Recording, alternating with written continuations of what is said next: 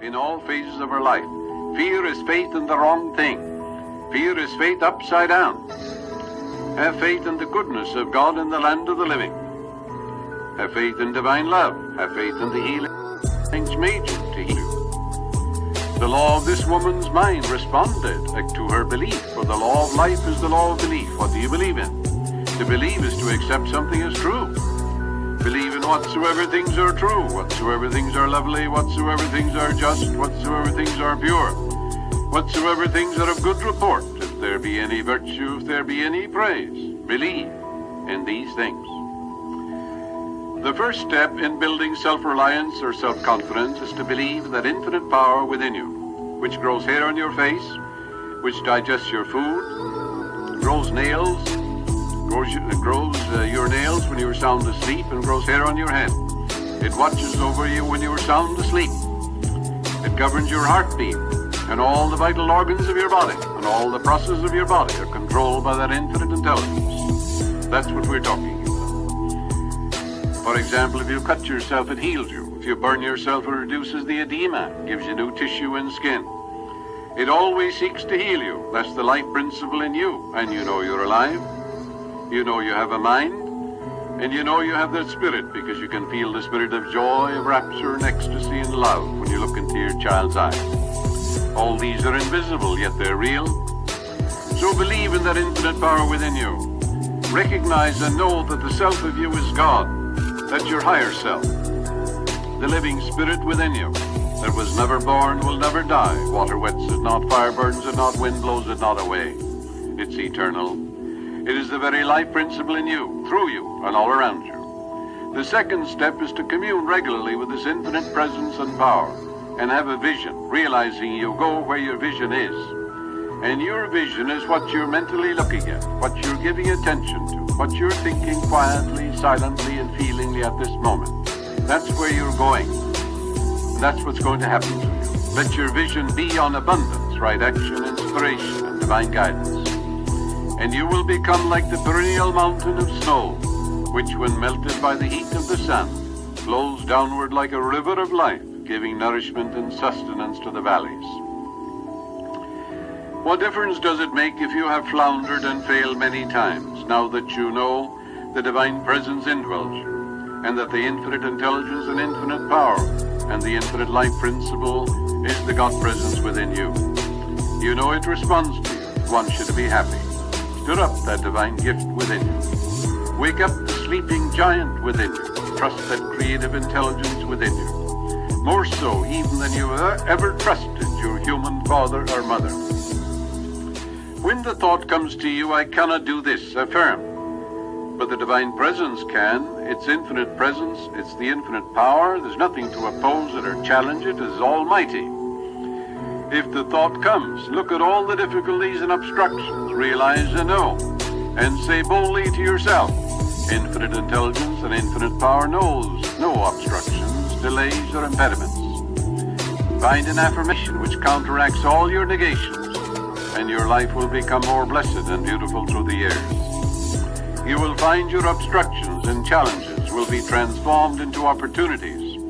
Your fear will turn to faith, and your doubt will turn into certainty that the infinite healing presence is within you, and wonders happen as you tune in upon it. Recently, I had an intensely interesting conversation with a hotel proprietor in Lisbon, Portugal. He told me that he had started out as a waiter in a small restaurant. When the boss would ask him to do something special, he would often say, "I am going to try to do it." His boss finally said to him, "Never say I'm going to try. Say, I am going to do it. And know that you can do it, and then the power will respond to you." He said, I profited from that advice, and I never again said I'm going to try. I began to believe in myself. I know that infinite power indwells me. The Bible says the kingdom of God or intelligence is within you. His secret was, I'm going to do it. He began to affirm, perhaps 1,000 times a day, I'm going to have a big hotel and own it. He believed that through the power of the infinite, he would do exactly that. The answer came in a strange way, he continued. I won at roulette in Monaco. the equivalent of $100,000 in American money. I opened this hotel, and now I have paid off the mortgage. I have prospered beyond my fondest dreams. This man said he had felt an overwhelming urge to go to the tables at Monaco, and he asked a friend to accompany him and show him the ropes. He knew he would win. It was an inner silent knowing of the soul. He had fabulous winnings, and when he had enough money, $100,000 for a deposit on his hotel, he stopped and never gambled again. This was the way his subconscious mind answered his prayer for a hotel of his own. The ways of your subconscious are past finding out. Money is just an idea, a symbol of exchange. There is nothing evil in the universe, and nothing good or bad, but thinking. Good and evil are the movements of man's own mind, relative to the infinite life principle within him, forever perfect, whole and complete in itself. Make up your mind now, this minute, that you can do what you want to do, and can be what you sincerely want to be, and can have what you wish to possess. And it will be done to you as you believe. Follow the age-old maxim. Be sure you are right, then go ahead. Let nothing move you or shake your conviction. Make it a part of your mentality. And with this kind of belief, you will inevitably succeed and move forward in life. What is it that the immensely wealthy man or the prominent businessman possesses that you do not?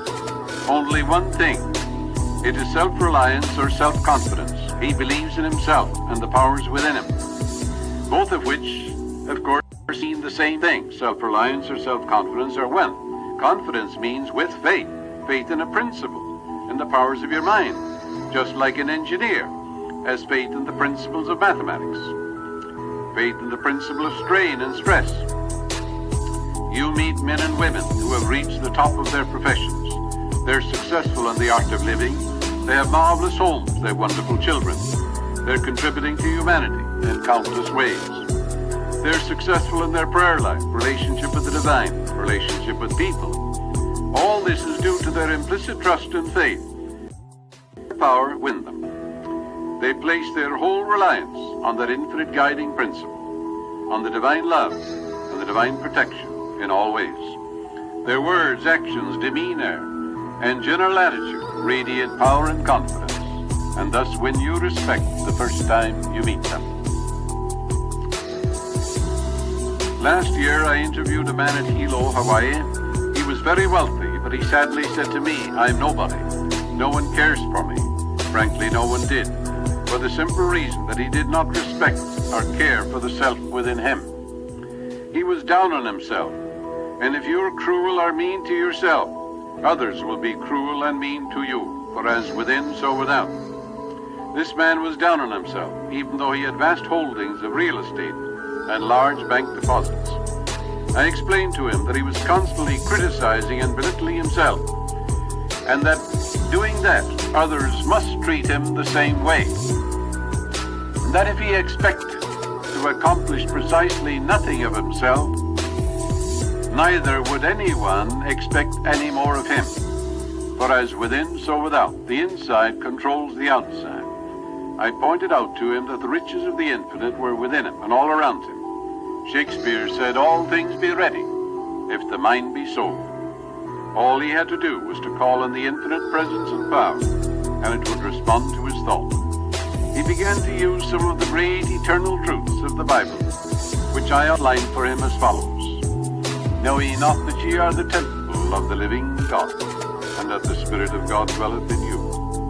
But the fruit of the Spirit is love, joy, peace, patience, gentleness, goodness, faith, meekness, and temperance. Thou wilt keep him in perfect peace, whose mind is stayed on thee, because he trusteth in thee. In all thy ways acknowledge him, and he shall make plain thy paths. Trust him, believe in him, and he shall bring it to pass." This is the way the Lord had created you. Rejoice and be glad that that infinite being created you.